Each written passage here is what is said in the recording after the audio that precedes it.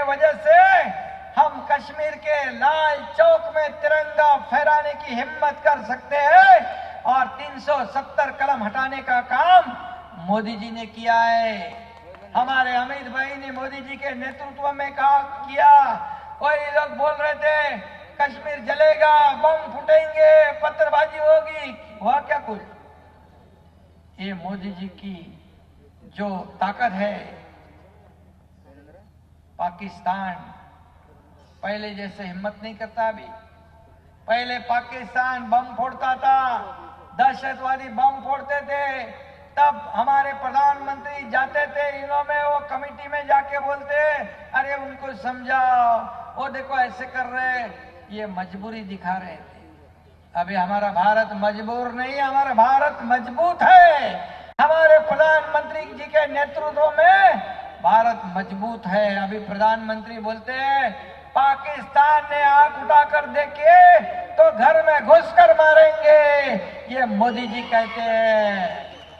और इसलिए surgical strike भी कर दिया। और आज हम देख रहे हैं कि यूपीए सरकार में कितने स्कैम हुए। 2014 से पहले कितने बम ब्लास्ट हो गए, कोयला घोटाला, ये घोटाला, वो घोटाला, सब हो गया। लेकिन कोयला घोटाले में मुंह काला करने वाले मंत्री भी हमने देखे। लेकिन हमारे कोयला मंत्री प्रहलाद जोशी जी ने काले कोयले का मंत्रालय भी स्वच्छ और ट्रांसपेरेंट कर दिया। ये फर्क है, ये फर्क है काम में। और इसलिए मैं इतना ही कहूंगा कि कोल इंडिया में भी आपने प्रोडक्शन में 25% बढ़ा दिया, उससे देश को बड़ी ऊर्जा मिलती है, देश के माइनिंग सेक्टर को बढ़ावा मिला है, हमारे महाराष्ट्र को में भी उसका फायदा हुआ है। और इसलिए प्रहलाद जी, जनता के प्यार के वजह से, आपके प्यार के वजह से, आपके आशीर्वाद के वजह से लगातार उनको जीत हासिल हो रही है। और इसलिए 20 वर्षों से इस क्षेत्र में सफलतापूर्वक वो प्रतिनिधित्व कर रहे हैं, वो लीडरशिप कर रहे हैं। हुबली धारवाड़ की जनता फिर एक बार प्रहलाद जोशी को ही चुनेगी। ये क्या बोलते हैं उसमें, पत्थर की लकीर है। और म्हणून मी पुन्हा एकदा मनापासून आपल्याला धन्यवाद देतो। मोदीजी महासत्ता बनवायला निघालेले आहेत। मोदीजी पूर्ण जीवन मोदीजींनी या देशाला समर्पित केलेलं आहे। आज कोई देश बुडवायला निकाला है, कोई देश डुबाने को निकले है। और मोदी जी हमारे जब कहाँ गए थे पानी के अंदर, द्वारका में, पानी के नीचे जाने के बाद भी देश हित की प्रार्थना करते हैं, राष्ट्र हित की प्रार्थना करते हैं। कहाँ देश डुबाने वाले, कहाँ देश बेचने वाले, और कहाँ देशभक्त मोदी जी। ये फर्क है। और इसलिए सभी लोग इकट्ठा होते हैं मोदी जी को हराने के लिए। मोदी जी के द्वेष में उनको बदनाम करते हैं। उनको एक ही है कि मोदी जी को हराना है। क्या यह मुमकिन है? यह मुश्किल ही नहीं, नामुमकिन भी है। क्योंकि मोदी जी ने देश के लिए काम किया है, देश के लिए 20-20 घंटे काम करते हैं। करोड़ों राम भक्तों का सपना अयोध्या में राम मंदिर बनाना था, बनाया ना।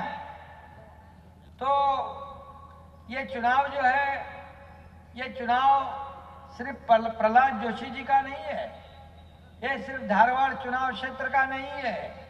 ये देश का नेता चुनने का, देश का नेता, देश का विकास और देश के प्रगति का चुनाव है। और इसलिए हमें इस चुनाव को बहुत ही गंभीरता से लेना है। इसमें मेरे ख्याल से हमारे भारतीय जनता पार्टी के प्रत्याशी प्रहलाद जोशी जी ये 5वीं बार लोकसभा चुनाव लड़ रही है। चौकार तो मार दिया, अभी 5वीं बार है। और ये 5वीं बार भी आपके आशीर्वाद से ये बहुत भारी वोटों से जीतेंगे और मोदी जी का हाथ मजबूत करेंगे। और इसलिए मैं आपसे गुजारिश करने आया हूं, आपसे विनती करने आया हूं कि जो प्रहलाद जोशी यह 4 बार चुनाव में जीते हैं और इसलिए 5वीं बार भी एक जो कर्मठ कार्यकर्ता है, बहुत ही विनयशील भारतीय जनता पार्टी का नेता है और सांसद होने के बाद वो मंत्री भी बने और लेकिन मंत्री बनने के बाद भी एक जमीन से जुड़ा हुआ नेता है। उनके दिमाग में कभी भी सत्ता की हवा नहीं गई। जैसे मैं भी एक छोटा कार्यकर्ता के रूप में काम कर रहा हूँ, मुख्यमंत्री जरूर हूँ लेकिन मैं कल भी कार्यकर्ता के रूप में काम कर रहा था, आज भी कार्यकर्ता के रूप में काम कर रहा हूं और कल भी कार्यकर्ता के रूप में काम करूंगा। और मैं प्रहलाद जोशी जी को भी बहुत ही सम्मान करता हूं उनका, क्योंकि वो भी बहुत ही विनयशील है और निश्चित रूप से आपने एक ऐसे, आप भी भाग्यवान हो, भाग्यशाली हो कि ऐसे सांसद को आपने चुन के भेजा है जो आदर्श सांसद है, आदर्श लोक प्रतिनिधि है। अब मोदी जी का हमेशा साथ देने वाला ये सांसद है। और इसलिए मैं इतना ही कहूंगा कि ये कर्नाटक में कि जनता ने विधानसभा चुनाव में कांग्रेस को सत्ता दी, लेकिन कांग्रेस ने अब उनका जीना मुश्किल कर दिया है। वोट नहीं दोगे तो बिजली काटेंगे, ये करेंगे, वो करेंगे। उस वक्त चुनाव में मैं यहाँ पर आया था प्रचार में, कांग्रेस ने बड़े बड़े घोषणा पत्र किए, बड़ी बड़ी घोषणाएं दी, बड़े बड़े सबको जुमले, चुनावी जुमले दिए, बोले ये करेंगे, वो करेंगे। चुनाव में जीतने के बाद बोलते हमारे पास पैसे नहीं है, दिखाया। कुछ लोग टिंगल मजाक करते थे, मंदिर वही बनाएंगे, तारीख नहीं बताएंगे। मोदी जी ने मंदिर भी, तारीख भी बता दी, मंदिर भी का उद्घाटन भी हो गया, सब कुछ हो गया। आज करोड़ों राम भक्त खुश है। हमारे हिंदू हृदय सम्राट बाला साहब ठाकरे जी का भी सपना था, 2 ही काम करो, बोले अयोध्या में राम मंदिर बनाओ और 370 कलम हटाओ, दोनों भी हो गए। और इसलिए मैं हमेशा मोदी जी को बहुत बहुत धन्यवाद देता हूं। और विरोधी कितने भी ढोल पिटे, लेकिन जीतेंगे तो मोदी ही, और जीतेंगे तो हमारे प्रहलाद जोशी जी। और इसलिए मैं आपको विनती करने आया हूं कि ये जो 7 तारीख है, समय कम है, हमारे पास विजन है, उनके पास सिर्फ वोटों की राजनीति है। देश के विकास का रोड मैप हमारे मोदी जी के पास है। उनके पास क्या है? देश की सड़कों पे घूमने के बाद भी लॉन्च न होने वाला युवराज है।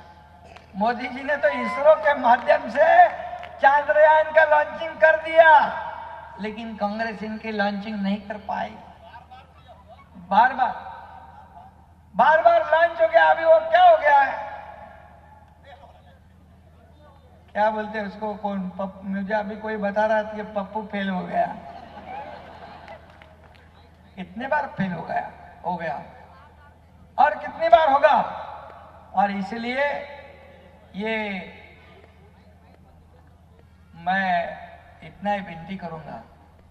और हमारे मराठी भाइयों को भी, मराठी आपले सगळे बांधव भगिनी आहेत, त्यांना पण विनंती करेन की ही लढाई जी आहे, ही लढाई मोदीजींची किंवा इंडिया अलायन्सची नाही आहे। ये इंडिया अलायन्स, ये सगळे एकत्र येतात, सब इकट्ठा होते हैं। क्यों? मोदी जी को हराने के लिए, उनके ऊपर आरोप लगाने के लिए। लेकिन 2014 में भी उनके ऊपर बड़े बड़े आरोप लगाए, लेकिन क्या हुआ? लोगों ने मोदी जी को साथ दिया और कांग्रेस को हटा दिया। कांग्रेस बोलती है गरीबी हटाओ, गरीबी हटी क्या? गरीब हट गया, लेकिन गरीबी नहीं हटी। मोदी जी ने गरीबी हटाई, 28 करोड़ लोगों को गरीबी से ऊपर निकाला।